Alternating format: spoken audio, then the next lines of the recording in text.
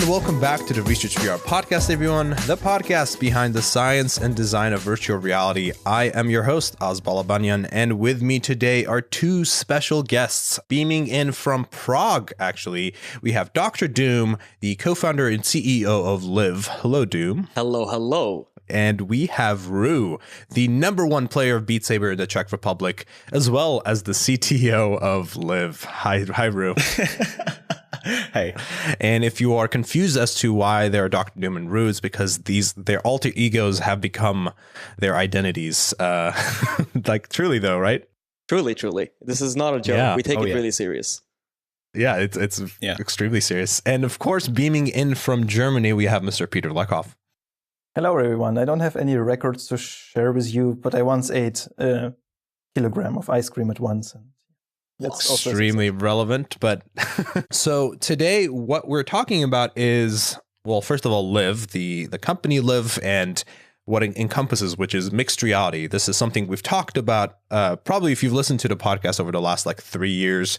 You've heard a lot about mixed reality. You've seen a lot of mixed reality videos and have understood at least why we think mixed reality videos are so extremely important for giving people that have never tried VR an understanding of what is going on in VR. It's a really it's a versatile tool. But before we get into that, guys, before we get into mixed reality, kind of Rue, Doom, whichever one of you wants to start first, kind of give us a little bit of the background of how you found yourself in this realm of virtual reality. Doom, let's... Yeah? I think, Rue, you should go first. Your story is very more interesting. Oh, I mean... Okay, let's get started then. So it all started in a hospital in Reading, and then I was born. I existed.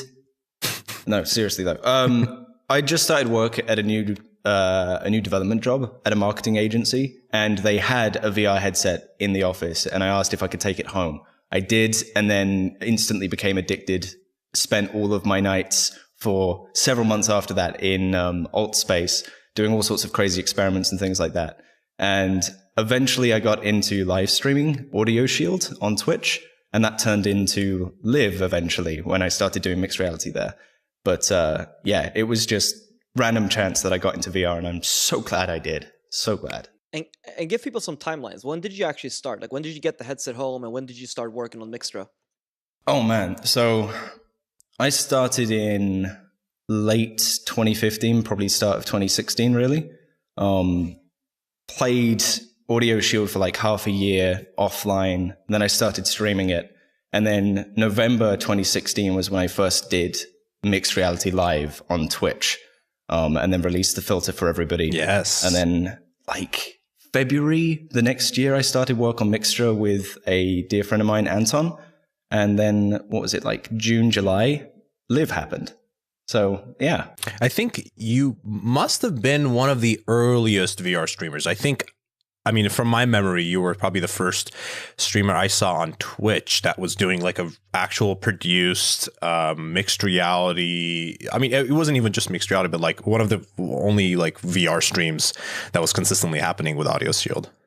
Yeah, I think I was definitely the first scheduled VR stream that did mixed reality. I definitely wasn't the first person to do mixed reality. It was everybody else that inspired me to do it in the first place. Right. Colin was... Right, I believe Colin Northway with Fantastic Contraption. Yep. I mean, he kind of came up with that silly idea of we have a virtual camera in the scene. I wonder what would happen if we put a real camera exactly where that camera is, and then put a 50% opacity on that top layer and see what happens. It really is an interesting an abstract way of thinking about these things, and it clearly birthed an entire movement and companies that have come from it. So it's a cool thing that happened. disruption is real. Doom, give us a little bit about yourself. How did you find yourself here? Sure. And our story kind of ties in with Rue's story, so we'll get back to Rue in a roundabout way.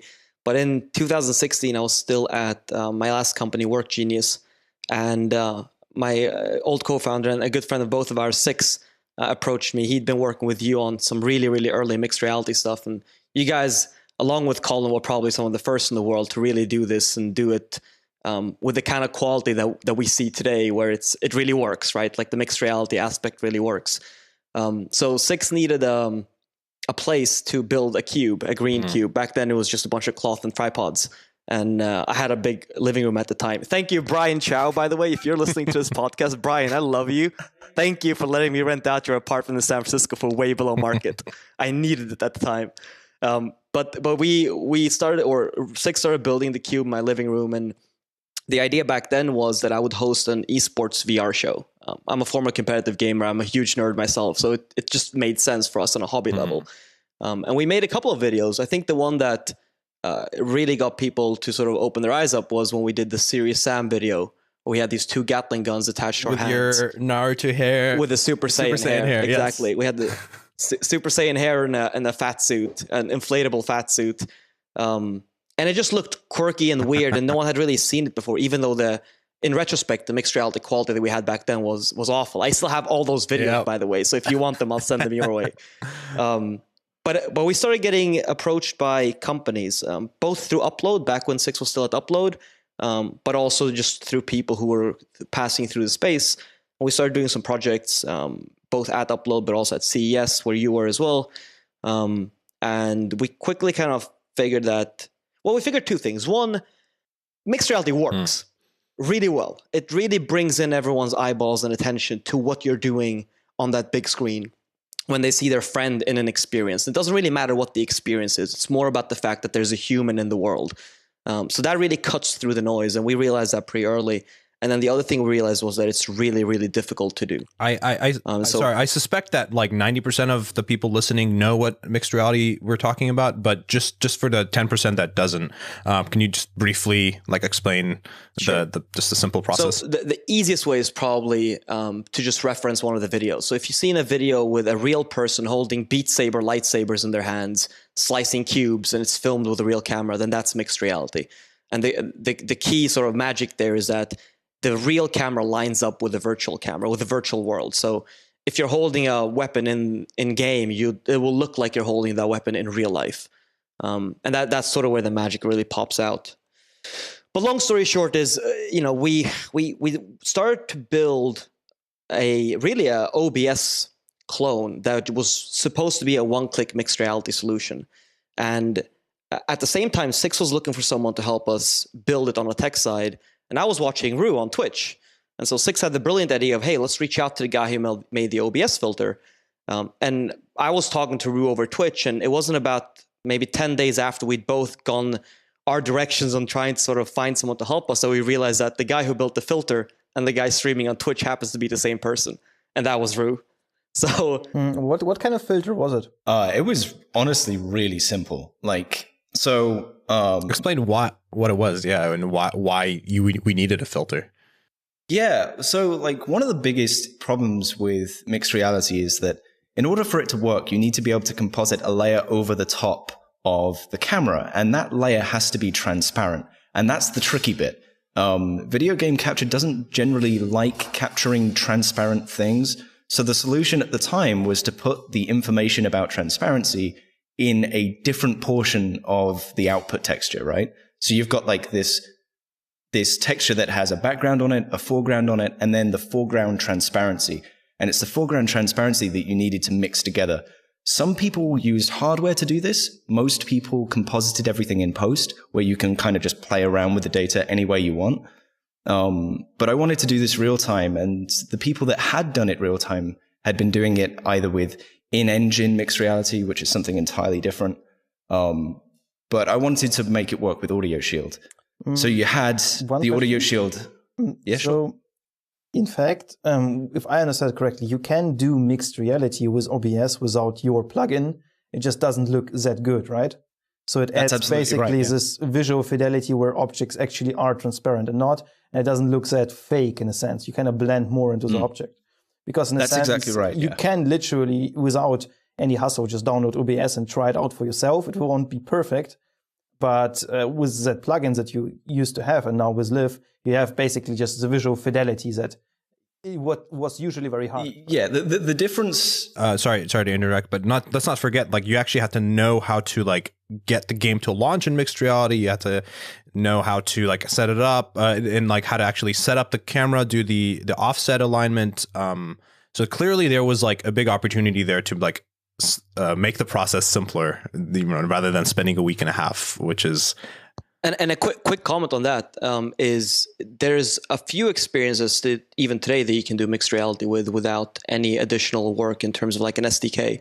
But regardless, there are many games, especially the newer games, the games that aren't using Unity MR standard implementation, where no matter how much you do fuckery around in OBS, you're not going to get it to output in mixed reality. Right. And I think that's where we're seeing most of our value add come in today, is that we have a really lightweight SDK for any engine. Yeah, but I think I would rephrase it. I think the value is that no one really wants to go back to OBS, neither the people who want to stream, neither the developers, because it just removes a lot of friction. So I don't think anyone. It's just not an ideal.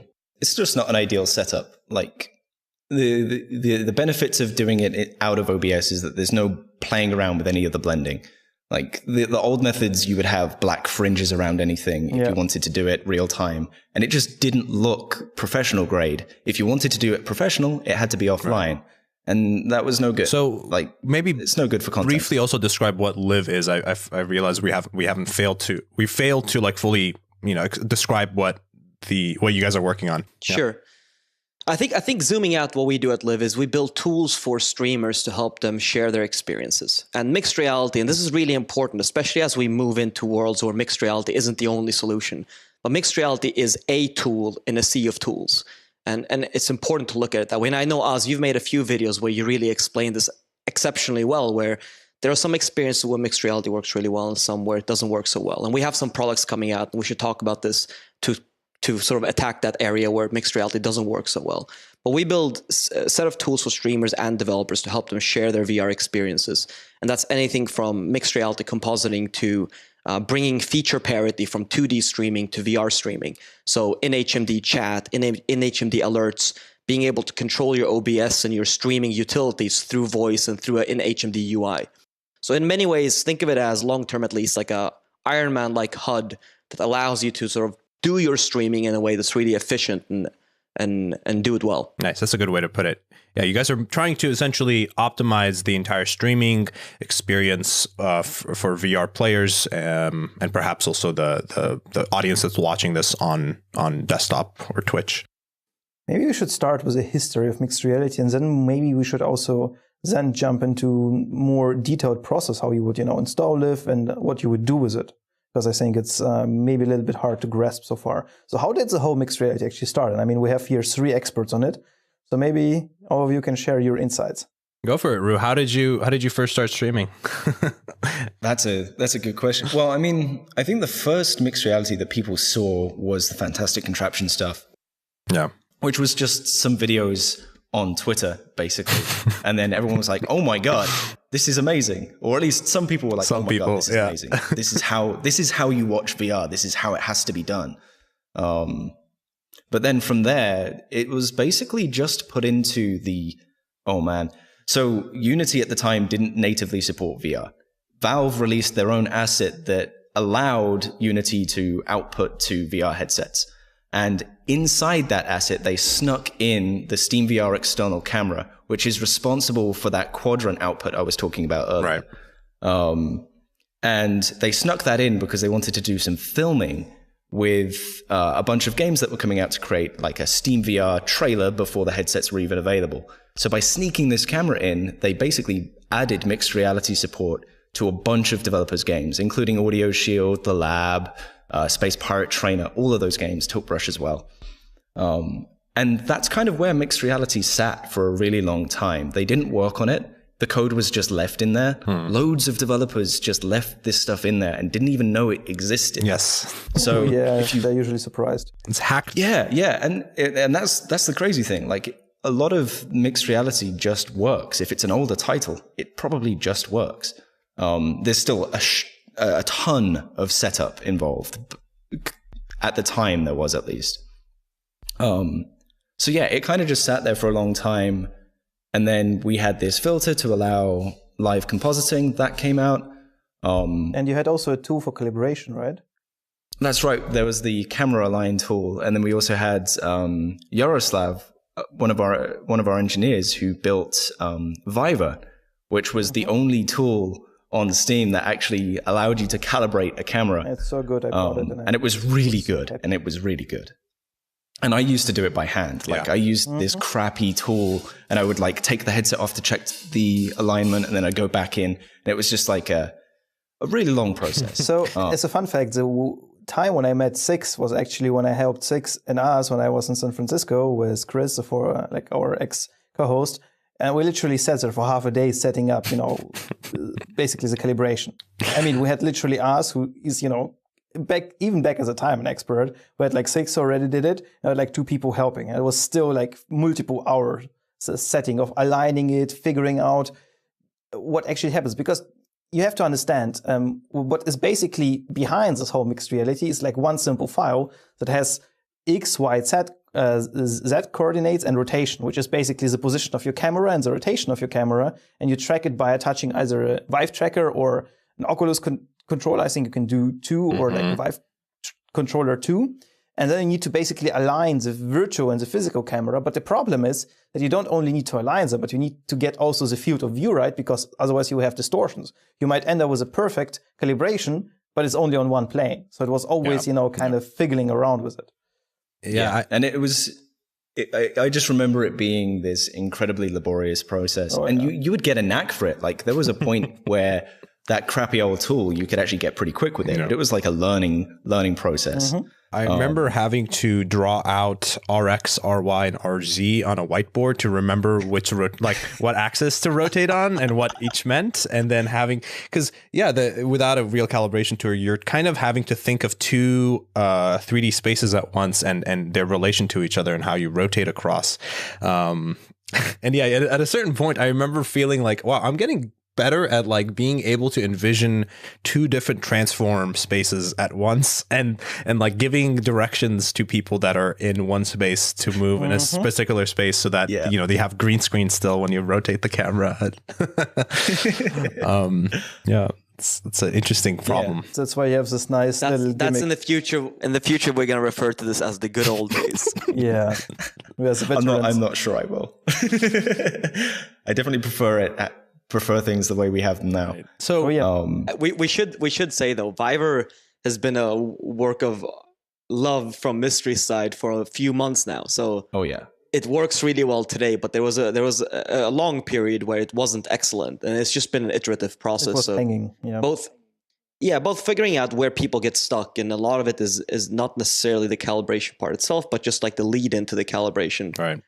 Or like the setting up the virtual driver versus the real driver. There's so many parts to it. Can you explain now we're in a place. Why do you have the virtual driver? So when you install LIV, basically to do live streaming, what it does is it offers you to install virtual drivers for a controller and a tracker. Why do you do it? That's actually largely to do with legacy support and the fact that most users don't have a tracker or an extra controller for their camera. So the virtual camera driver in LIV literally serves as a position reference for that calibration file. So when you see one of the devices active, any application that's compositing mixed reality will use that device as an anchor to apply the calibration to. It's like an offset, right? So you've got a space somewhere in your play space, and then you offset it to find the position of the camera. So that driver exists to kind of normalize all of the different quirks between old applications and new applications to try and cover it all up in a user-friendly way. Like there was another virtual controller driver made by, I think, Second Reality, those guys. Yep. And that worked really well, but it had the quirk where sometimes your controller in game would be where the camera is, and you would have a camera in your hand, and all sorts of weird, quirky bugs like that were really hard to explain to people. And probably that's why the driver Steam exists. VR being a little bit sometimes a little strange behaving, right? I mean, it was just a disclaimer. I mean, I'm using LIV to do some mixed reality filming, and I use OBS and some other tools. I tested basically everything I could get my hands on. And honestly, sometimes I want to be angry with you, but I can't because I know it's not your fault. It's just Steam VR hanging itself for the 7th time for whatever reason. Yeah. Well, our software support channel for a long time was primarily Steam VR issues. We became an outsourced free arm for Steam VR to do software support. We were affected. But it's gotten very stable now. Yeah. So, Rue, I mean, maybe you can. The question that comes to mind is you clearly kind of figured out that there's not just mixed reality as a tool to let people see, but like the maybe you guys can talk a little bit more about like the physical element of like VR games and how you saw that kind of plugging into streaming itself. I think everyone that's on the team is pretty well physically trained and fit, and you guys seem to be really, really good at VR games, especially like the physically taxing ones. So yeah, let's talk. Let's talk a little bit about that. Like you guys live and breathe, for the product that you're building, and I think you guys have been one of the best players that have been out there. So you started with Audio Shield and like getting really good at that and figuring out how that fits into a streaming structure with song requests. Yeah. So like with Audio Shield is was a fantastic rhythm game. It was the only one at the time, and I stand by my was. I have reasons for that. I don't know why. I don't know if it's changed. Oh, why? Or anything. Well, it's changed a lot. They used to use SoundCloud and they replaced it with YouTube, and then they had to remove YouTube support. So now it's only local MP3 support. There's a bunch of reasons, but basically a lot of the joy has been taken out of it just due to the developer not updating it. But yeah, Audio Shield was great fun. It had fantastic haptic feedback. It had lots of freedom in the range of motion that you could do. So if you wanted to feel like you were dancing, you could put some effort in and make it kind of look like dancing, which kind of made me think, well, this is kind of like DDR, right? People watch that. People like DDR. And a friend of mine on Discord, I sent some videos of like first-person gameplay of this, and they were pushing me to stream this. They were like, you need to stream this game. You need to. So we kind of went back and forth on that, and we decided, yep, it needs to have song requests because, of course, everybody is going to request every Undertale and meme song ever. And yeah, they did.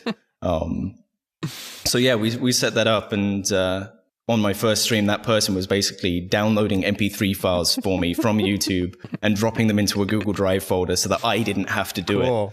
And that worked really well.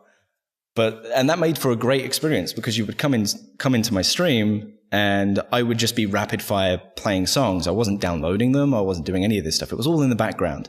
And then eventually I was like, the first person view sucks. It's too shaky. And then I started doing mixed reality. And then fast forward a bit, I got 300 hours in Audio Shield, X mods to make it harder, things like that. And then Beat Saber came around, and I was fortunate enough to try it before the game was even out. Cool. Because we were putting the SDK in. And holy crap, Beat Saber was amazing. Even before it came out, like before they even added bombs. Like what they had was these so amazing water about droplets. It? Like we had an interview about with whom did we do it? It was with Jan. With Jan, yes. So we did actually an episode with Jan, and I'm still trying to understand why Beat Saber feels so amazing. I know it feels so amazing, I know everyone else thinks. Is it just a dopamine hook from the physical activity, or is there more to it? I think there's way more to it. Like for me personally, I think there's a ton of reasons why Beat Saber feels good. And one of the smallest things that I think makes the biggest difference is something that I have not seen in any other rhythm game that I've ever played. If you are ever playing a fast part of a Beat Saber song, like where it's like da da da da da da da da, something like that, pause the game and then just listen. You'll hear the sound effects of the cubes being hit played during the pause menu. And what that means is, in rhythm games, you can't play sound effects until the user has given an input, right? And that's a problem because sound effects need wind up. Like when you hear a punch in a film, it's like a whoop, bam. There are two parts of the sound. There's the start and there's the end. So in Beat Saber, there's this big wind up and then there's a big impact when you actually hit because the sound has already started playing. It does mean that the sound isn't actually tied to the timing of your hit, which is different to every other rhythm game. But that sole thing makes the sound amazing. And I think that's a huge reason why it's so satisfying to play. Split talked about that, or he briefly mentioned that they kind of play with these perceptual tricks in terms of for the user to think that they're being extremely precise, where there's actually a little bit of wiggle room for them to hit before or after the beat. But yeah, that's interesting. I didn't know that there's even a build up to the sound effect of you slicing through, but the sound, all of that really creates this like beautiful design that is all invisible and feels like you were doing it right. Yeah. Yeah, the key thing is that it's transparent. It's not apparent to the person when they're playing, but the sound effects in reality are like 7 seconds long. Wow. Like they're really long sound effects with like a second warm up. Wow. It's incredible. I think it's one of these things where there are some songs that I've heard simply through Rue playing Beat Saber, where I've downloaded them afterwards because it sounded like a great song. And it sounds worse without the slicing effects. Yeah. The slicing effects make it feel like there's this extra bass that helps you sort of break down the music in your head. The other thing I think that a lot of people don't know about Split and Vlad and the team is these guys are excellent game developers. I mean, they've won Apple Awards in the past. So these guys didn't just wake up with VR and decide to make a VR game. They make highly polished, really successful, at least in the past, mobile games. And they've taken all those learnings and their work in Unity to make something really exceptional in VR.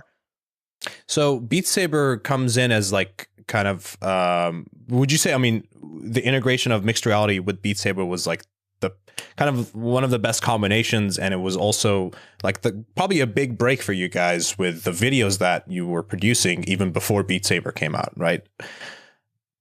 Maybe describe some of that. I remember viral videos on YouTube, on Twitter, on Facebook. I'm like, Jesus Christ, they won't stop with these million plus hits. Yeah, it was kind of crazy. It's one of these learnings where you kind of realize that virality is not. It's very hard to fabricate. It kind of happens, and you have to sort of respond to it. And that's what happened with the video. I think we posted it. Was it on Twitter initially, Stefan? The $100 bills one. I think the one with Swan in it was only posted to Twitter initially. Right. $100 bills was just posted to my YouTube, and I didn't post it anywhere else. So yeah, it was none of that was planned.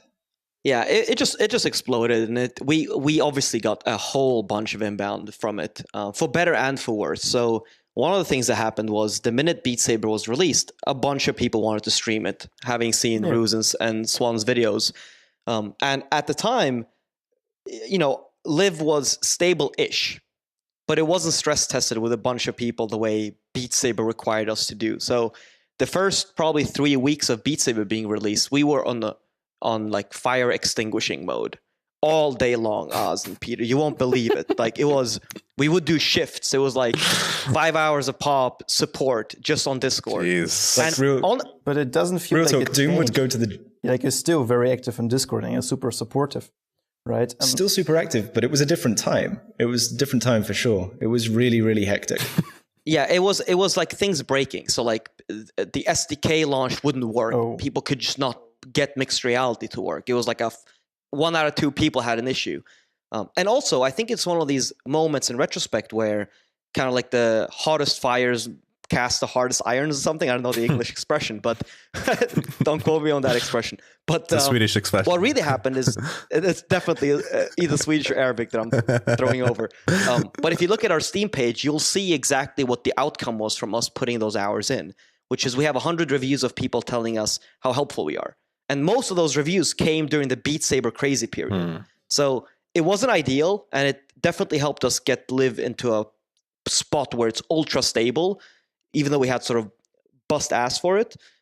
But we also got a whole bunch of community cred for it. And we've decided to sort of keep that going and just be the guys in the community that are always there, willing to help and always available. So when we stick with Beat Saber, but I mean, so Beat Saber doesn't need so much hype anymore. It's a pretty much hype game. Let's talk more about how did the process of integrating your SDK in Beat Saber went. So what is it that you provided that Beat Saber basically integrated? Was it hard? And I mean, I would assume that in the time when Beat Saber came out, you still were also not particularly polished with your SDK, right? Developed pretty much afterwards. Yeah. So what does LIV bring to, games like Beat Saber? So initially, our Unity SDK was still quite early. We hadn't had the time to polish it down to what developers really needed. So it wasn't the most straightforward thing. But fortunately, we had Yaroslav or Mystery, working with us at the time. So he did the integration for us, and he knows the Beat Games team very well. He's worked with Jan in the past, and I believe Vlad as well. So he did the integration for them, and it's not difficult. Like if I'm commenting on what we have today as the SDK, it's not difficult at all. It is the bare minimum that you need to get set up with a couple of extra options. You drop it in, it creates the camera for you when it launches, but it only runs when Liv runs. I could like walk through the README now because it's like 4 steps. Yeah, it's half an hour max, to be honest. It's really not that difficult. And there are testing instructions, of course, and obviously our Discord's always there. But really what we're bringing is the stability of our application. Like we're handling all of the bullshit of mixed reality for you. What we take from your game is just a foreground and a background. We take care of everything else. So like all you need to make sure is that your game is outputting correctly to Liv. And then all of the camera support, all of the extra effects, all of like the new features that we're working on, streaming support, all of that's completely separate. So you'll never have to update the SDK afterwards unless we make like a really big change. And the key thing here, one thing we've learned from a couple of folks we work with in the last couple of months is that it's one thing getting mixed reality working for your game and making a video in-house. And then there's a whole different world of getting a bunch of other people to create mixed reality. And that's really where our value is coming in now, is we've built up this really big community of streamers and creators who come to us for these tools. And then all the developer has to worry about on the distribution side is put the SDK in, and then Liv handles the rest for you. So in a way, we're a really effective marketing solution for developers. And it just happens to play into our hands, which is streamers get more games to play. But there is more, right? It's not just the mixed reality composing, but you also have like those bombs you can spawn, right, in Beat Saber and do some custom things. Secret stuff. Really? Like is it? I've never heard of it. No, it's not secret. Okay, I'll cut it out. Sorry. Yes. So no, it's not secret. It's not secret. It's not secret. We have streamers using it. So it's going to go, this is a bit of a rabbit hole, but well, since we're already here, we should talk about it. So, you know, in the last year and a half, what we've learned is we're really effective at helping streamers and developers drive audiences and eyeballs to a YouTube channel or a Twitch channel. And so we have all these streamers who are now getting really sizable audiences, but they're still struggling with the key part of their job, which is monetizing these audiences. And so a lot of the work we're thinking about engagement. Well, engagement is high because it's mixed reality, so it's higher than the average like whatever stream.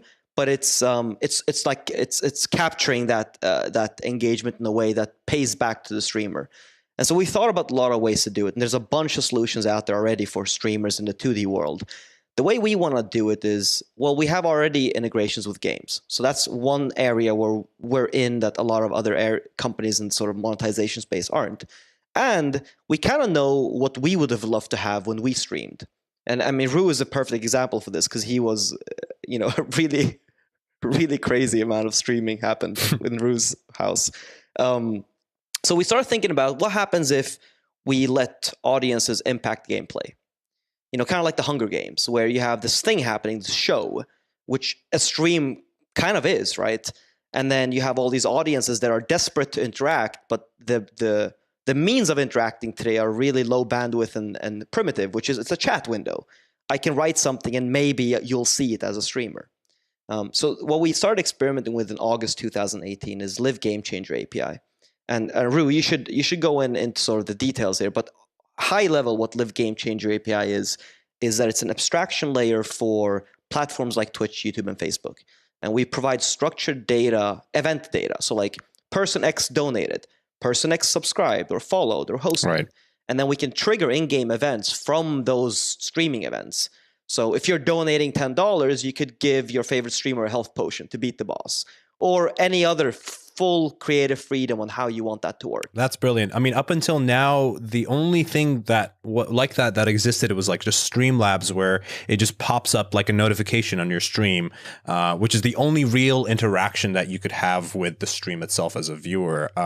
I mean, this is something that I've really been thinking of. I like used to think a lot about, when just like how do reactions of your audience go into the game itself? And it sounds like you guys are making kind of a tool for that, for developers to get creative with. Exactly, and the long-term goal there is to have an audience participation platform. So we want people to go to play.live.tv and then play along in their favorite streamers' games. And I think initially we're still going to think of it as like hosted game shows, where we do it a few times a week and see how people react to it. But long term, we want people to, when they're watching a stream, if they want to interact, there should be these really meaningful and intimate ways to interact, so you can feel closer to your favorite streamer, which is all we want when we're watching a stream.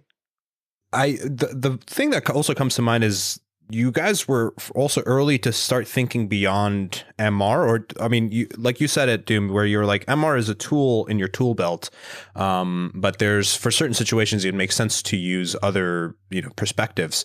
I think you guys were one of the earliest ones to start thinking about the virtual avatar and like what is called Vtubers now, which is starting to get really big in Japan.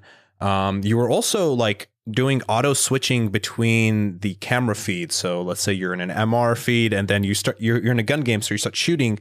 You want to see what you're aiming down the sight, so it automatically switches to your right eye, and it's showing you what. Like when I saw little optimizations like that, I was like, this is really big. Like this is, and it takes, I think, a streamer to really know what these things are. So maybe Rue or Doom, you guys can talk a little bit about what features you started thinking about beyond the initial MR kind of help. Yeah. So I think Doom should talk about his avatar, but I just want to like the transitionary bridge between mixed reality and like avatar reality, or whatever you want to call that.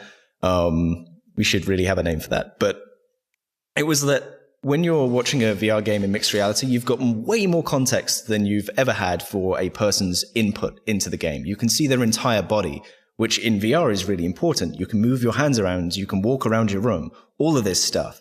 Context is really important. You want to see how your favorite streamer is playing their game, right?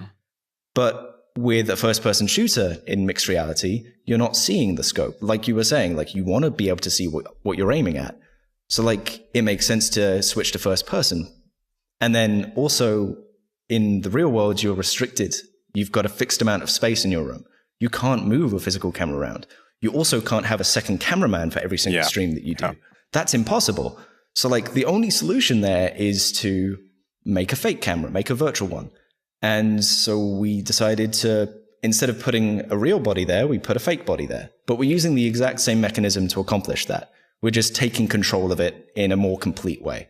So like what we did initially is that we experimented with a game called Standout, and we put avatars into that. So Doom, you want to take over from here? I mean, this is an area where I'm really passionate about, because I don't play rhythm games, but I care a lot about competitive games in general. And the games that are out in VR today that are competitive are shooting games. And I have a lot of experience in FPS games. So for me, I wanted to stream, but it just doesn't work in mixed reality. It works 10% of the time when you happen to be aligned with the view. And even then, you don't see the scope, like you said. So we found a Dr. Doom metal mask on the Unity asset store. And then we found a green cape. And it was from Breath of the Wild. It was from Breath of the Wild. There's a Hyrule cape. And then we had a LIV Crash Test dummy underneath. And that was okay for the moment, because at that point, avatar fidelity is just something you get, right? You don't have to worry too much about it. And we actually demoed this first for Techstars. So for Techstars demo day in October 2017, we went up on stage and we showed the avatar system. So it's been around for a long time, and we've streamed with it since early 2017, right, Drew? Or when was it? It would late have been 2017. Yeah, late 2017. It was November October. Or something. October. End of October. Yeah, around that time. And I think that's when you started popping into our streams too, Oz. Like it was back then, a big stream was 20 viewers, and we would consistently get 10 to 20, 30 viewers. Yeah. And people started asking us about how we got these tools to work. And it's a big priority for us. But then Beat Saber happened, and Beat Saber just took all our time for good. We got a whole bunch out of Beat Saber, and I hope they got a whole bunch out of working with us. But now, finally, we're hopefully releasing the LIV avatars this month, actually. Oh, awesome. So Mystery is putting the final touches to it. And the goal is to release with Beat Saber mod avatars support. So if you have any of those avatars in, you can just use them straight off the from the get-go. And then we want to get VR chat and VRM, which is the Japanese avatar format, supported too. VR chat will depend on VR chat, and VRM is just work that we have to do. So let's talk. I want to hear you guys' take on like VTubing and VRM. Like, this really seems like it's something important that is building, and it's even so many people in the VR industry, me included, knows little about what's going on. So maybe I'm sure you guys have, had more time to examine what's going on. So yeah, and describe to our audience like what is a VTuber? What are they doing? How does VR chat fit into this? Yeah. It's intense. I mean, VTubers for me, like I'll be honest, I don't watch any VTube channels myself. However, I do absolutely see the appeal, and I see why it kind of became a thing.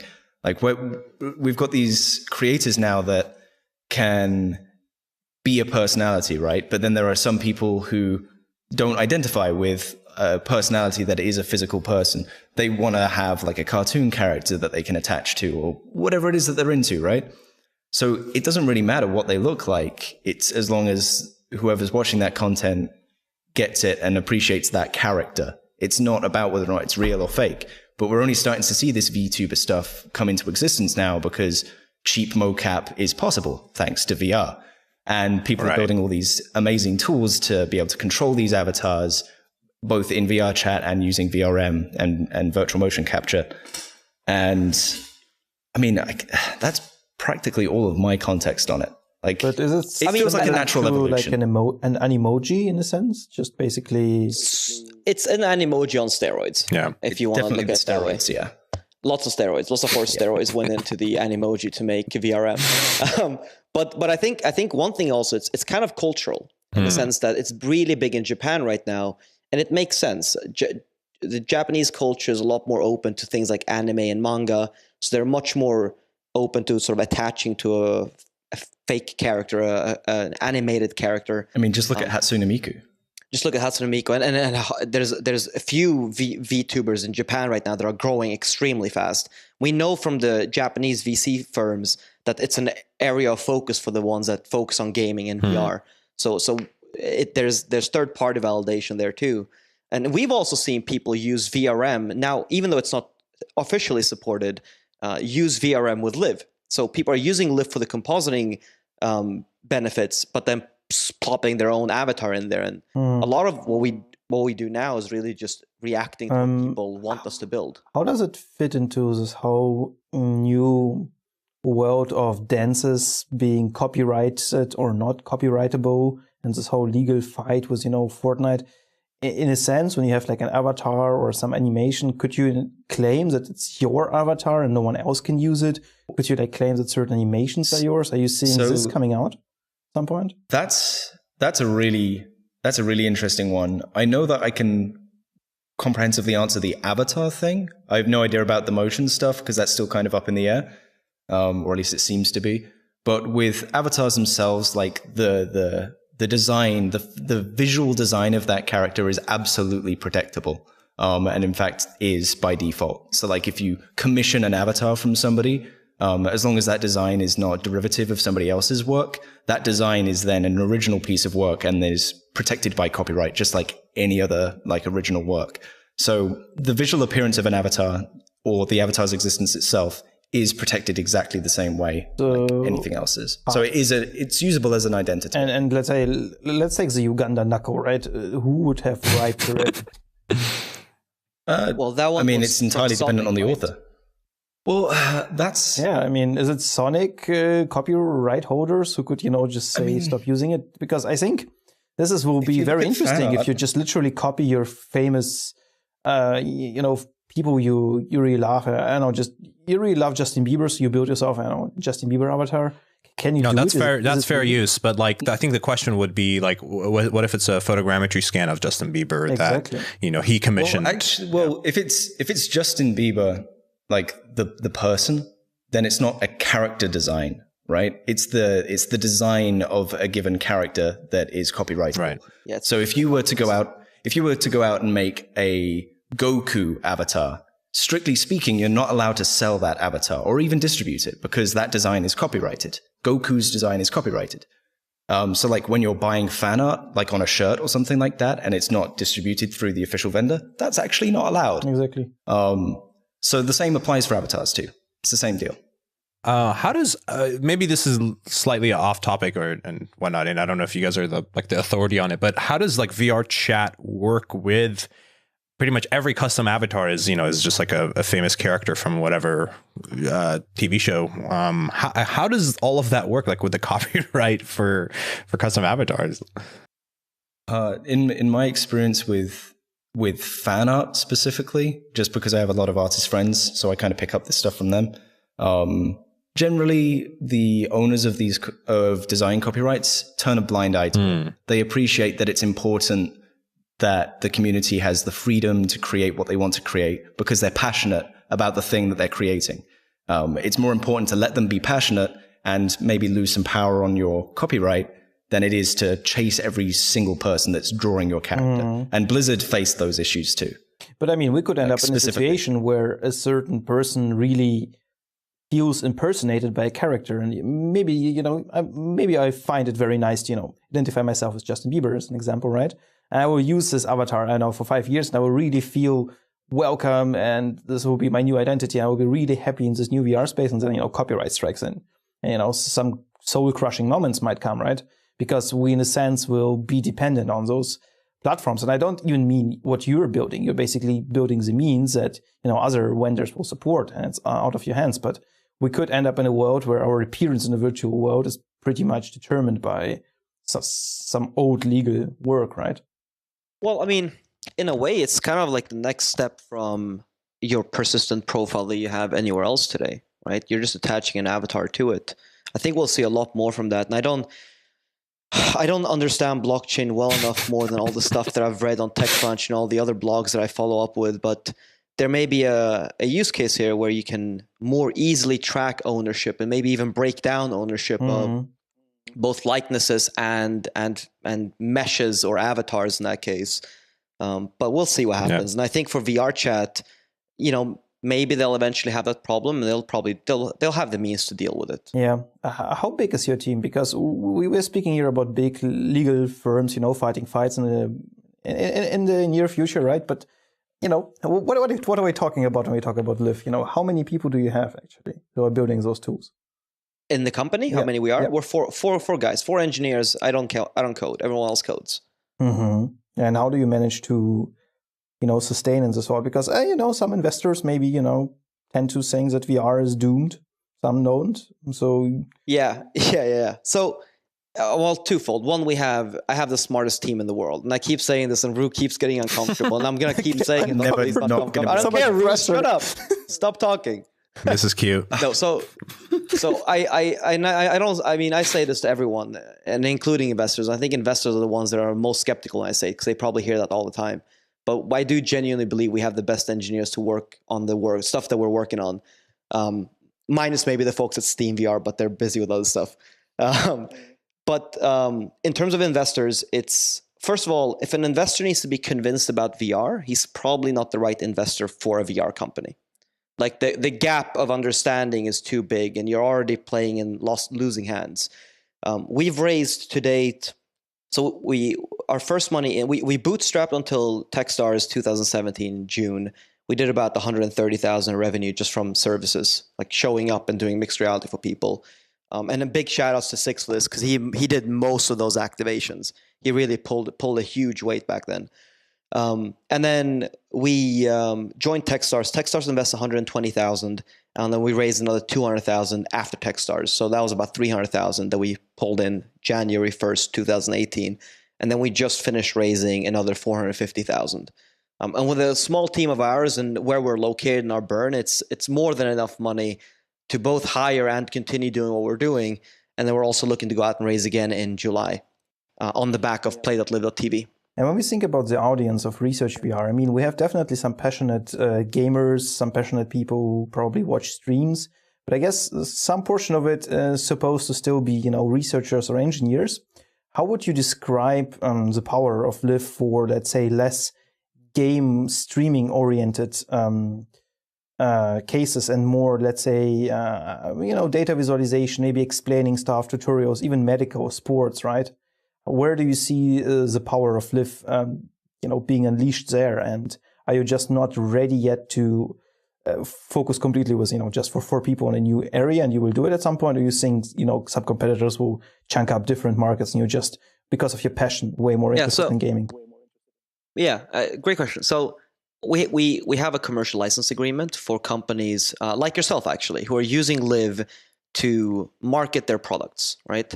And that can be anything from a defense company selling to the government and they want to show off a new simulation, to an architecture firm selling houses and properties and they want to show potential customers or buyers what the place looks like and how it's sort of how you would look like inside the house, or a person would look like inside a house.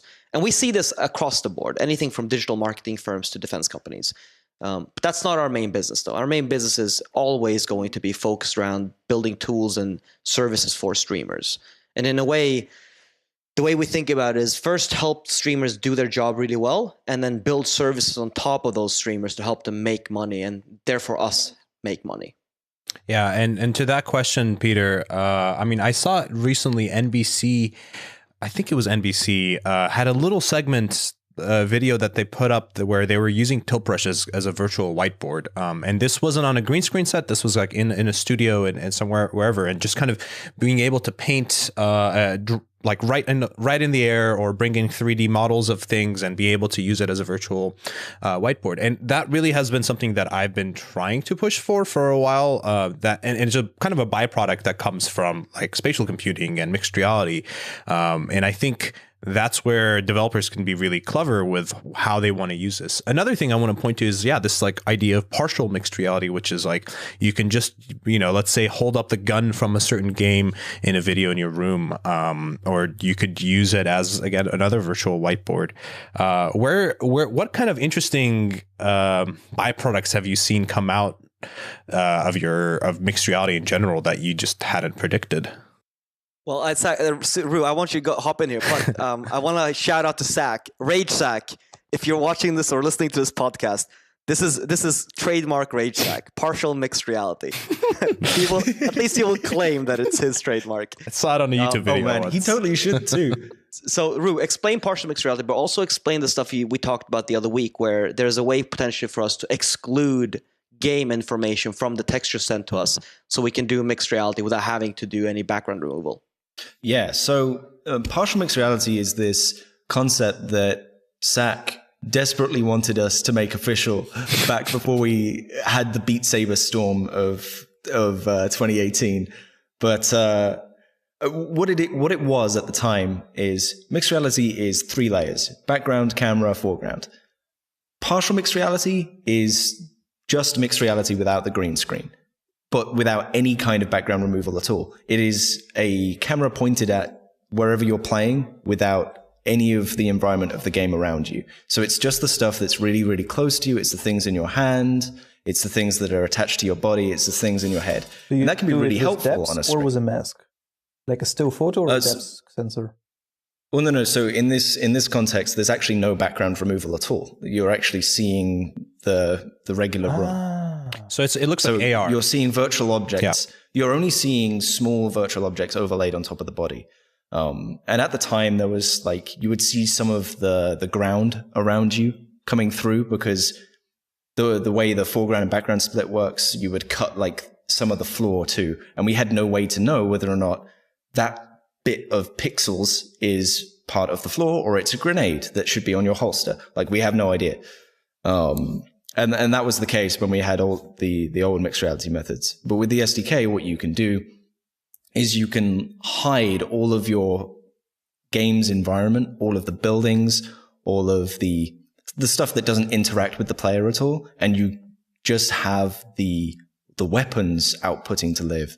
And then that is just overlaid on top of the player. And it looks like, obviously, you're holding a weapon. So if you're streaming or something like that, it's effectively like an inventory readout. And that's what I believe what SAC used it for Standout back in the day. For the viewers who are listening who can't visualize it, think of it as a full body high fidelity Snapchat filter. Nice. Yeah, that's a good way to put it. That's a much better way to explain. It's AR. It's yeah, you're overlaying, it's a normal, it looks like a video of you in a room, but with like things in your hand or things in your body that is actually happening in a VR environment. But you have the ability of switching full immersion mode, or not, depending on your setup. One thing that I saw Azad doing once, and sorry Azad for sharing your secrets, was a drone that you built yourself. Like you took your cello and you drew in Tiltbrush this weird lines around it. Audio reactive. Beat out a green wall in Tiltbrush, so you were in front of a real green wall, sitting in a throne, playing your cello while the things were moving with it. It was so amazing. I drew myself a stage and I played cello, and the stage was audio reactive because it was in Tiltbrush, so the mic was feeding back into Tiltbrush, and the stage was coming alive when I was playing. I will never forget that. That is awesome. I haven't seen that. That's super cool. I need to see that. Yeah. I think it was like a tiny thing like years ago, but yeah, there's no. Find the video. We need to see. Maybe I'll dig through Upload VR's archives and find early stuff. I mean, to that note, like, what interesting other byproducts have you seen coming out like that? Yeah, I think there was one that SAC did recently with the Kinect. Oh yeah. Which I'll leave that for the end after this one, because that one's. Like, there's more to it. But I think one of the most interesting things for me that have come out of mixed reality is a drumming game called Paradiddle. And it's a really, really good VR drumming app. And that's basically all I can say about it. It has MIDI support. The developer behind it is extremely passionate about it. He plays it all the time. And he's put out these videos of him in mixed reality playing drums to the soundtrack of Whiplash. And it's freaking awesome. It's amazing. You should watch it. It's like watching a future drummer. I mean, the byproducts otherwise, Oz, is kind of like the Japanese folks using LIV to create virtual motion captured mixed reality with an avatar. People doing foreground only mixed reality. So Servios did that video with a jazz band and then someone playing the virtual drums. Those are really the big byproducts of people using LIV in ways that we at least hadn't prepared for or built for. But a lot of it also falls in line with the things that we know we need to build, and people are just ahead of us and they're eager to do it. And it helps us decide what we need to build and where our priorities should be. How does the community play a role? I mean, you have a pretty big Discord that grew itself, right? What kind of role did it play? Yeah, so this was Stefan's idea way back at Techstars. I think, Stefan, you already had your own Discord for streaming, right? That's right. The virtually real community, which is somehow still a thing. When I started streaming, I wanted to make a Discord server for people to talk about mixed reality and how to make streaming better. It was kind of like mini LIV in a way, because it's basically just evolved into the LIV server. But I had a pre-existing Discord community for both my stream and virtually real. So we back then we were using Slack for communication, and Discord is kind of like Slack. They're pretty much the same with slightly different utility tools. Discord being more angled towards gamers and Slack more towards like productivity. And the idea was that, well, if we're going to build a Slack in a community, we should probably keep all our internal communication as close to that community as possible. And I actually wrote up we've been asked quite a few times by folks on how we structure our Discord, and sort of what tips we have to give other people who are structuring their Discord. And how many people do you have now? Like, it's absurdly large. Yeah. Nearly 9,000. Yeah. Yeah. It went really big. And I've got to say, I think in 20 years or so, 10 years or so, people are going to look back at digital marketing and they're going to see that Discord and other micro communities really is the future of how to reach your audience. There's so much power that we have on this Discord. I'll give you a couple of examples. Developers, when they integrate the SDK, we usually offer to do a giveaway in the Discord channel. We have a specific giveaway channel. So the last number I have that I can quote is we had about 8,300 people in Discord. We did a giveaway and the developer got over 100 inbound. Over 100 people who are going to get a free key, which is obviously people not paying for the game. But that means that at launch, you have about 100 people who are on the servers playing. This is really, really important for multiplayer games. And in general, we can type in at everyone, and we can push a push notification and like a hard notification to everyone on the server. We use it very sparingly. That's part of having that power. But anytime we release a feature, we can reach the entire community really fast. Yeah, and Rue, I think my introduction to you, apart from the stream, was the virtually real Discord that you started for VR streamers. And that's where a lot of like the discussions of like how to use these tools, how to set things up really was happening. I think you're completely right, Doom, where Discord is starting to become extremely helpful for both game developers and just people with an audience to want to, rather than like getting new audiences through Discord, it's more of a way to engage with your already existing audience and for them to really feel like they have a way of like keeping up with you and reaching you beyond social media, right? Social media can be very ephemeral and very like public stagey. This is like one-on-ones.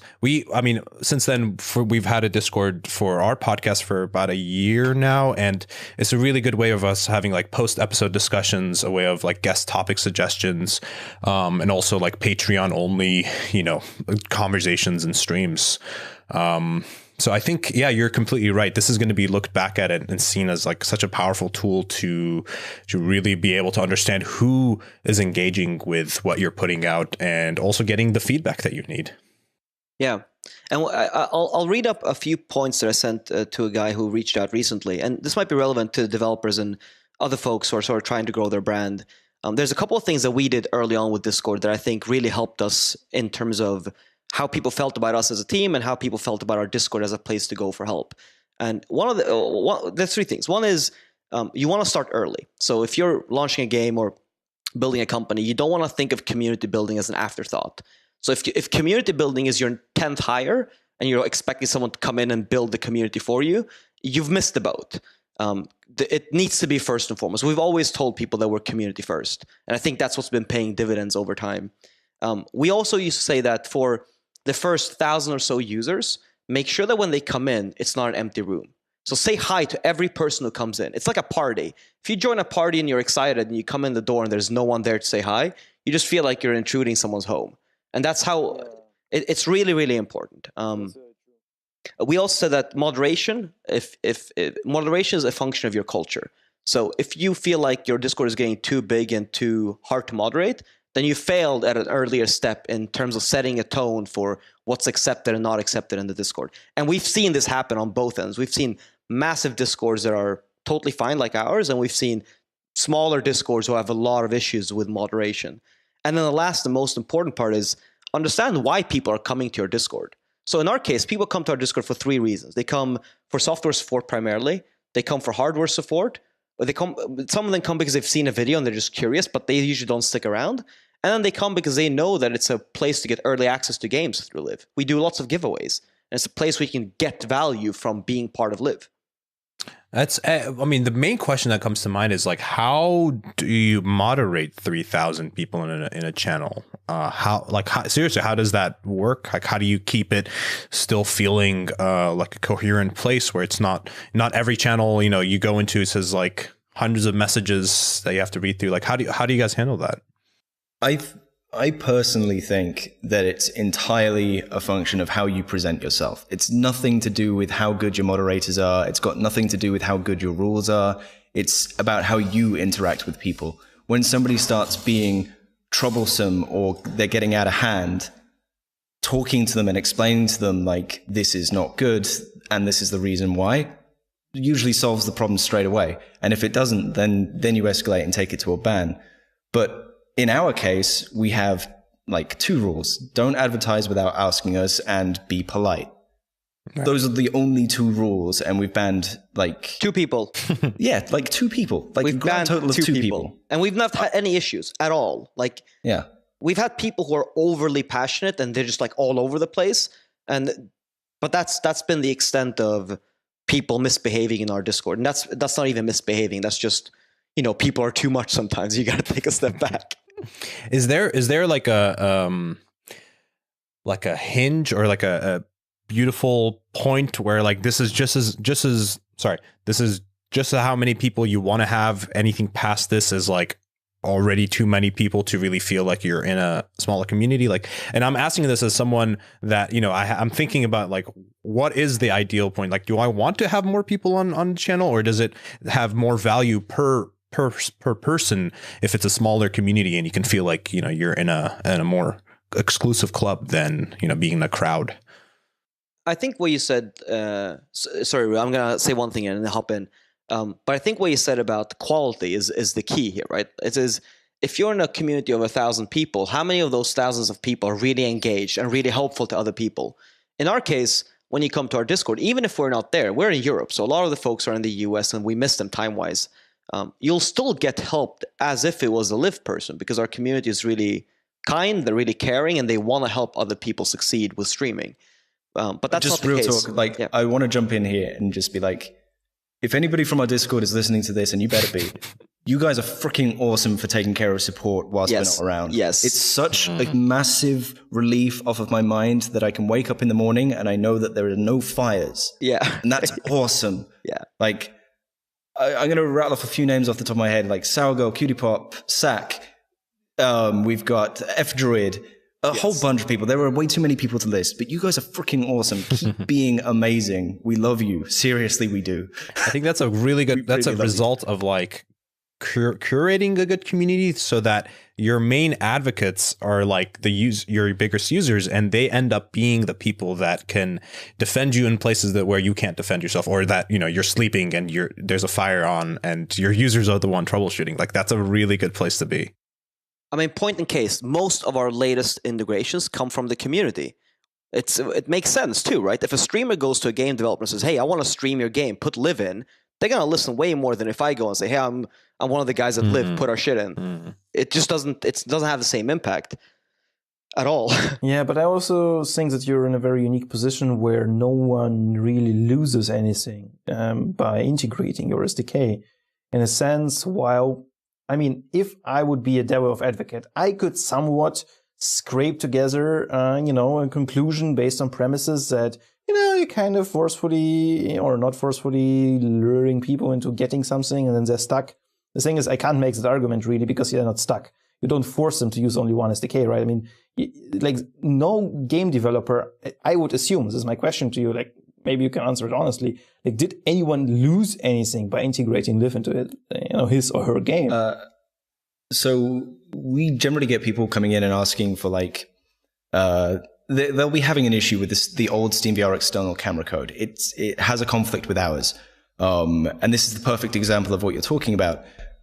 You can look but through the message logs. Every single time that happens, like the easiest solution to this problem is to just delete the SteamVR external camera code. Instead, I'm giving them a fix that makes it so that it's not active at the same time as LIV, but it's not disabled. So no, we don't force people into that. We have no license agreement on the SDK or anything like that. There's no buy-in. There's no rigid. There's no exclusivity, anything. And that's the big one. Yeah. Especially with Beat Saber, there was a lot of rumors going around, and people coming into our Discord are angry at us for a variety of reasons, but a lot of it being, does Beat Saber pay you? Are you paying Beat Saber? Why can't I use the standard implementation?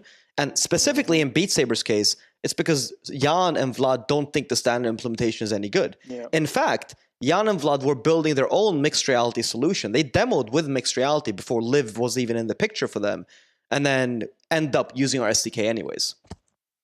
Nice. I mean, let's wrap things up with kind of like looking towards the future.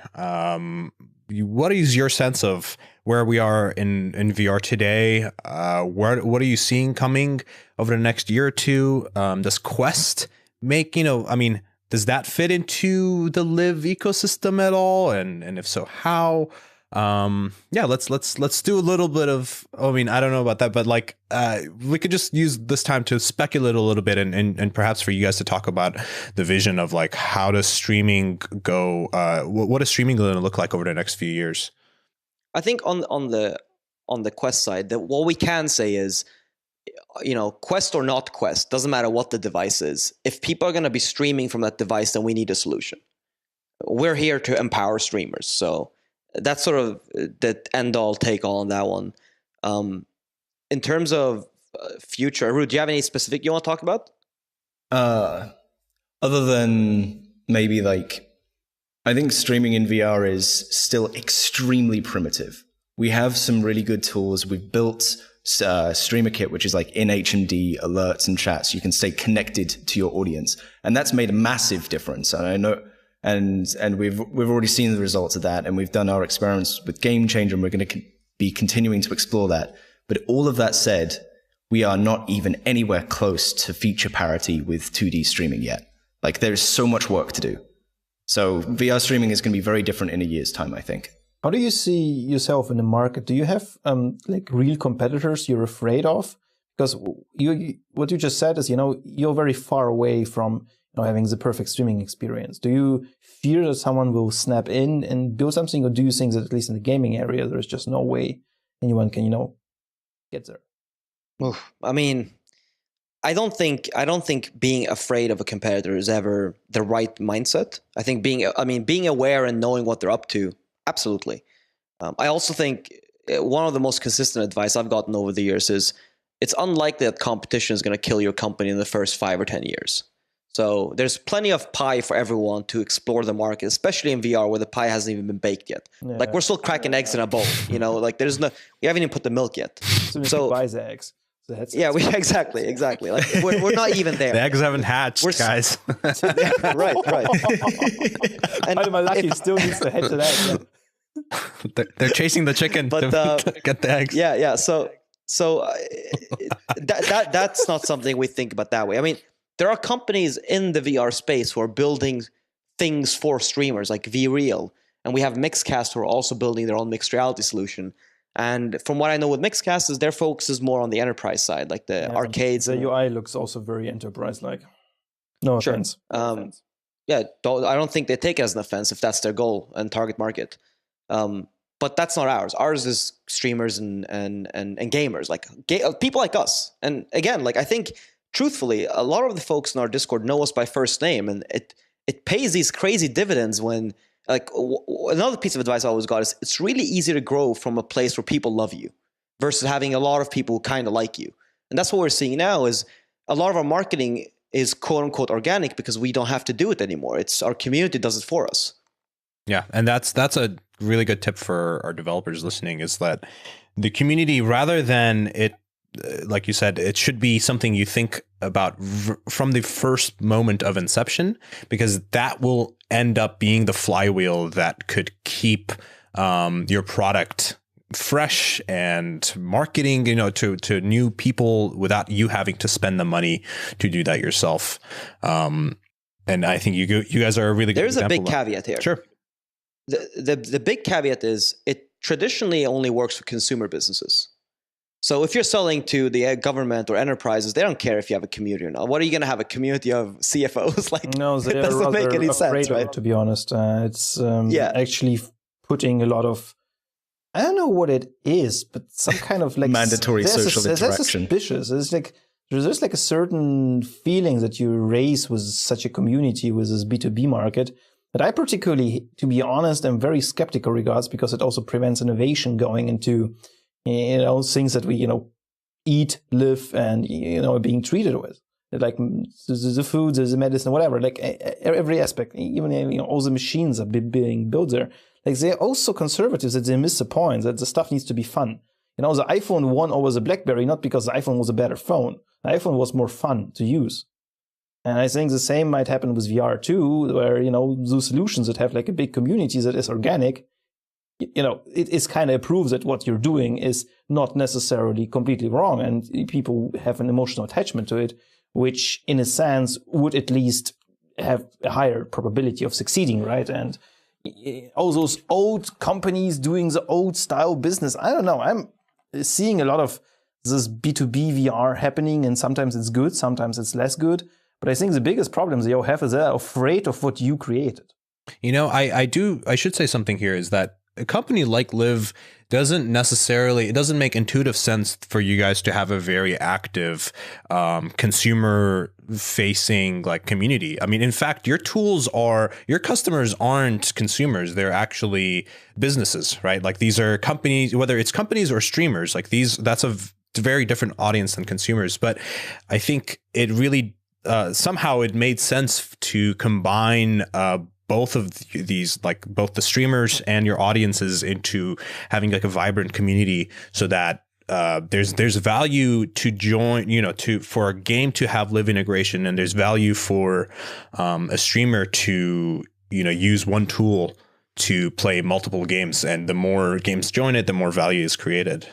Is that making sense? 100% spot on. And the only other thing to add there is oftentimes the Discord ends up being the conversion place. So people come in who aren't currently streaming VR because they saw some cool video. They realize that it's way easier than they thought it was now that we're around. And then they start streaming VR. And honestly, like if you look at we have a Live with Liv channel where people post their streams. There's a bunch of new names in here that are streaming consistently now that weren't streaming a month ago. And we're seeing that growth also on the usage side. So it's working. Whatever it's happening, it's working. Rue, I have not been following the Twitch VR category for probably like a good year and a half. Like what is the current state? Like who are the biggest streamers? What are they doing? What are they playing? Ooh, that is. Are you caught up on this either? That's a good question. I mean, so I personally don't stream anymore, or at least like I don't plan to stream in the oncoming months. So my knowledge of the biggest mixed reality streamers is purely from Liv. So I'm not sure if I'm the best person to answer that question. And I don't want to slight anybody by saying a streamer's name when there's somebody big or somebody who's more deserving of that title. I'll do it. But, I'll take the hit. Yeah, it's okay. Let Doom take the hit. If you guys are listening, you have and if someone gets upset at me, PM me on Discord, okay? But generally speaking, it's still kind of small. I think we ran some numbers. It's like, how was it? 0.008% or something. Oh yeah, that's right. The VR progress bar. So we track a couple of comparative numbers internally. One of them is how many people are concurrently playing the top game in 2D versus concurrently playing top game in VR, which is Beat Saber, just to see sort of like how far away from a big pie are we really, and then also trying to get a sense of how many people are streaming VR versus streaming 2D. I think the big streamers now get like 100, 120 viewers, and we're talking native VR streamers, those that just stream VR. And there's a few names there, but RageSack is probably one of them, the guy with the Darth Maul. Yeah, his stream got really big from his videos, and his YouTube has been really feeding his Twitch. Could you explain what this number means? Because, I mean, I'm personally not that much familiar with Twitch. I know it a little bit, but maybe we have someone who doesn't know what 120 viewers is. It kind of sounds lower to a lot lot of people, but it is quite impressive to have that. Because, I mean, there was this famous Verge article, or maybe it wasn't famous, but I read it was like, yeah, a lot of people streaming for 3-4 years having 0 viewers, and then at some point they get 1, 2, 3. So like this jump from 0 to 120 is like quite enormous, right? Yeah. So okay, I'm on the Beat Saber Twitch right now. The biggest streamer has 92 viewers right now, and I don't believe he's a VR native streamer because I haven't seen his name before. But I lost my... And virtual reality, like the game category on Twitch, right now only has 3. And like Zimtalk is one he's been doing it for years, and the other 2 names I don't know. So Beat Saber has 450 viewers right now, and that's by far the biggest VR streaming game. It's tiny, guys. We're talking like, again, we haven't even cracked the eggs yet. That's how early it is. Yeah, the farm potential to unleash. The farm is being built. Yeah, and like right now, League of Legends has 258,000 views. Right, that's the biggest game currently. Apex Legends 220. I mean, these are the bigger titles that clearly, if you have access to millions of players, you will be able to reach. But I guess I was asking that to kind of get a sense of like what has progressed, how has it grown over the last just few years on Twitch itself. But I mean, we're really, one of the interesting things about Apex Legends is that people started noticing that the marketing material for Apex Legends was rather than including review numbers, they're just including like, look at who is streaming our game. Like look at how many people are streaming it, how many people are watching, and who is doing it. So it's Ninja, it's PewDiePie, the usual Shroud. This is becoming, I mean, the reason why that's important is because of it's like rhetoric by association, or like rhetoric by like reputation is becoming more important than what a number from IGN means. And I think what you guys are doing is kind of building the infrastructure for that, for especially for VR, which is still young and has a lot of room to grow. Yeah, it's a great point. There was one thing I wanted to mention that's going to tie into this point. Twitch is really top heavy. The top 25 streamers, 25 streamers, draw over 50% of the minutes watched. Whoa! And that behavior you'll see in VR too, just on a smaller numbers, right? So a lot of our job will be to convert the big streamers into using Live. And we're already actually seeing that. Shroud is using Live Streamer Kit. No way. Dude, yeah. That's thank big. you, Zach. Hey, thank you, Raid Zach. So Zach is like our inroads to all the big streamers because they all come to him for VR streaming help. Wow. And he just tells everyone about Live. So who's Zach? Thanks to Zach. I don't think I'm familiar. Rage Zach, the guy with the Darth Maul Beat Saber videos. Got it. Yeah. So. Oh, I saw Where were we going with that? PewDiePie also was using for Really? Beat Saber mod video. Yeah. Yeah. Yeah, that was a fun. That's quite. I mean, that's quite a phenomenon, right? I mean, he probably got way more viewers than 120. Does it convert to more numbers? It was YouTube videos. It wasn't a stream. Ah, okay. It was just uploading on YouTube. Do you differentiate between streaming and offline video? Yes, huge difference. In engagement and its reach, like for someone who doesn't know the economy, like it's a different content format. Rui, you can probably talk to this better than anyone. Yeah, so like Twitch is all about everything happening in the moment. Watching a Twitch VOD is rarely interesting, but a YouTube video is inherently designed to be a standalone, rewatchable piece of content. So like the goals when you're making a YouTube video are very different to your goals when you're running a Twitch stream. So in mixed reality, usually that means that the person is more focused on trying to get a good shot than they are trying to get good gameplay. Or obviously it's a balancing thing, but like with streaming, you're really focused on the audience and what's happening with the audience right now. And YouTube, not so much. You're focused on presenting the game in the right way. Is it in a sense, could you argue that the biggest limitation of mixed reality is the fact that while I'm sitting right now on a green screen and I'm trying to film here some stuff, I need like two people, one performing and one moving the damn camera. I don't even have a good rig here. And when you're alone, you can't move the camera and, film yourself. I mean, look, me and others, or other than me, to say it more politely, try to live stream out of big screen without any mixed reality. And it was already damn difficult for two people, which, we should technically have enough mental capability to, offload a little bit here and there and just do it. But when you're like alone and you need to react to the people, there's just no way you're going to move a camera or have any friction, right? Do you see in, near future streamers using like multicam setup or some kind of light field setup, whatever crazy comes to your mind? Like, it's not about your roadmap, but do you see this technology coming, or do you think it's more about, the engaging part and not so much about, moving cameras and flying shit and whatever, and like a spider camera around your room? I think tools like that with multicam switching, I mean, that's something that we want to support in the Live app soon. You don't do so far, right? In general, sorry? We kind of do. Do you have first person? Kind of do. Or? It's coming. Okay. It's coming very soon. Nice. Looking forward to it. We are too. It's gonna be hype. We're excited. But what was I talking? You were talking about how hard it is if you need two people to do MR. Yeah. Oh, that's right. Yeah. So I think the biggest changes or the biggest improvements that can be made today are on the engagement side, which is why that's what we're looking at. Things like multicam switching and increased production value and more automation so that you can be free to focus on the game that you're playing instead of trying to capture content, that sort of thing. They come later. Those are like polish points. Those are the smaller problems. They will happen and there will be improvements there. It's just later. We've got much bigger things to improve on, I think. And the way to look at it, Peter, is there's going to be a time where 3 to 5 years from now, where VR streaming is really, really big. And you'll have people like Shroud who want to provide the very best spectator experience to their audience. And at that point, investing a couple of $100 or $1,000 into extra cameras and sort of setting up your stream for success is a tiny amount of work if you think about how much you're spending already today with 2 high-end computers and a high-end camera already, right? So it really depends on, like, you want to look at it as like, am I providing the very best spectator experience? And right now, the streamers in VR are getting the very best spectator experience with the means that they have available to them.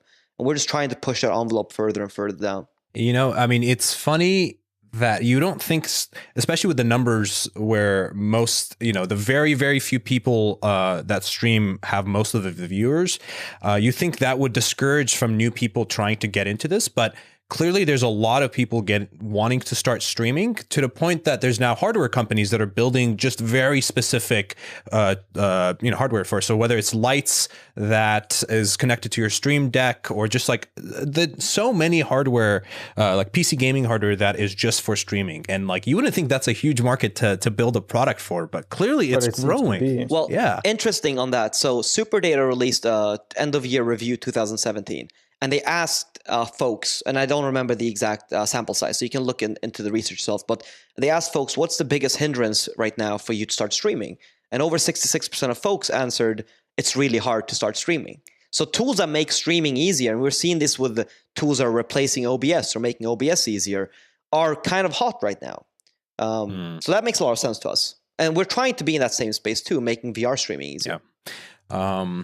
And I guess we could call out or call back to the original like thing that LIV was doing, was creating the green screen setup, the entire box that you need to actually have a like mixed reality and green screens was very hard. Forget the software, right? Just the hardware itself. You need to learn about how chroma keying works to even get into it. So yeah, I think you guys have had your pain in the stomach. Yeah. And then right now, with if Six was in this call and we had Colin here too, we'd probably have the folks in the world that did this first in the world. So if anyone's gonna know how hard that was, it's you, Oz, and it's Six, and it's the folks that worked on this really, really early. Fun days. And Rue especially. Yeah, no, those are definitely fun days. Oh man, I enjoyed having cloth draped over my desk every time I wanted to stream.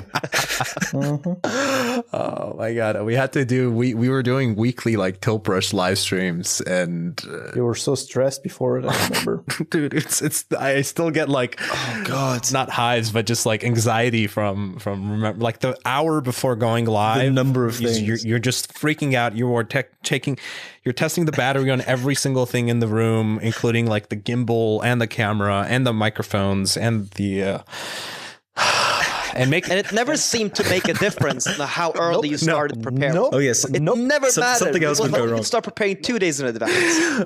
But the minute it was like an hour until the event starts, shit starts breaking. Microphones stop working.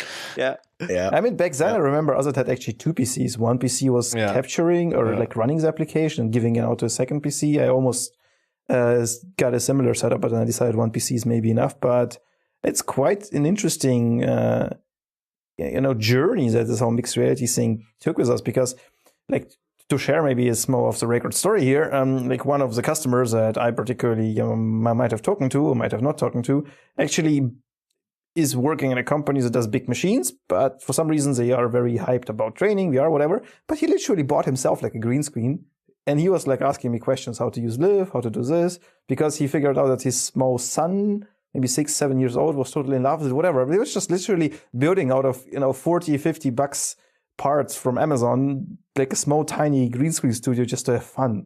And he was enjoying it. And it was like, wow, yeah, this technology gives definitely joy to people. Good stuff. All right. Any last thoughts, guys, that you want to lay out for both like developers or like people that are really into streaming? How do you feel about where you are, and what are you excited about the future? I have one piece of advice to give to developers.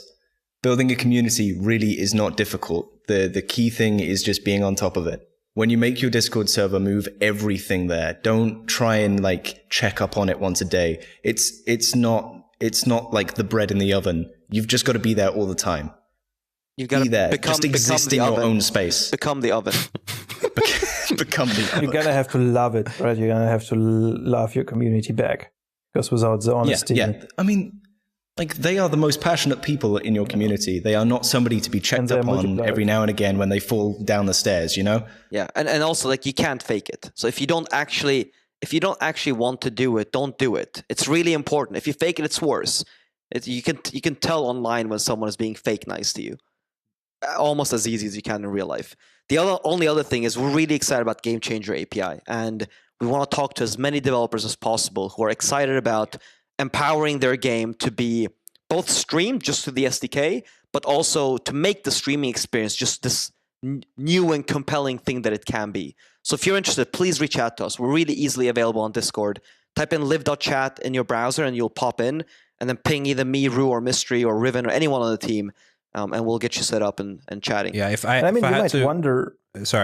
to put my bet on one thing that I'm excited for about the future of streaming, especially when it comes to VR, it's this game affecting API. It's that really can be an incredibly awesome tool for an audience member to be able to use. I can't wait to see what like games integrated and what they do with it. So let us know. We're excited to share it with our community as well, because this falls into like game design and just design. Evangelizing the medium. In the end, I mean, look, we could argue, why should we feature LIV on ResearchVR? But I think the biggest reason why you and us were, totally for it, and we truly believe in this technology and mixed reality itself, is it helps people understand what the medium is doing, what it's capable of. And, maybe someone will start watching his favorite Twitch streamer or, doing something in VR, and then, Christmas comes with the ResearchVR headset. My old stream community is the perfect example of this. I've probably sold 20 plus headsets, and these are people that have been in my community and told me that they've bought a headset. Recently, I got a PM from a community member, Subtracticat, who has just started using LIV, and he was one of my first viewers. Nice. Which is awesome, because the guy didn't even have VR before. It's crazy. So he's like fully converted and is now doing what I was doing, which is... Yeah, you're kind of adding the social part to this medium that everyone was expecting, right? Everyone was, VR is social, which it is, VR chat and stuff. Yeah, VR gaming is social, but now you kind of make it easier to share this experience with someone without a headset, right? Well, it's a hard issue, right? You're converting a 3D world into a 2D screen where people are watching. And one thing that a friend of mine who works at Oculus told me yesterday on a call was, it's really helpful to think about VR as screens and spaces. Screens and environments. And if you start thinking about VR as screens and environments, then you realize really quickly that you need to compress this 3D experience into a 2D screen, even if you're watching it in the headset for now. I mean, eventually you have volumetric capture. You can put the volumetric capture into the headset and you can sort of be in the room with them. And we're absolutely thinking about that already. We have a couple of Kinects in the office that we're experimenting with. Problem is we need something better than the Kinect. The Kinect itself is an amazing device, but the current version of the Kinect. We'll wait for the new one. I think you'll be surprised. I'm waiting. But we need to convert a 3D space into a 2D space, and mixed reality ends up being the best tool for that right now. Yeah, well put. I also think of drones in a very similar way. It's like you have a 3D space and you have a 2D screen, and that drone can be anywhere and you can move it in any shape. So if you want to convey the sense of depth or like great sense of how big a place is, it's all about how you move it and where you place that 2D screen in a 3D world. So yeah, Can I give a shout out? Sure. Yeah. I want to give a shout out to Oz the Wizard, because Oz the Wizard has been doing some crazy drone and photography stuff. Stop. Honestly, man, I gotta say that picture. It's really impressive. Yeah, check Oz's YouTube channel.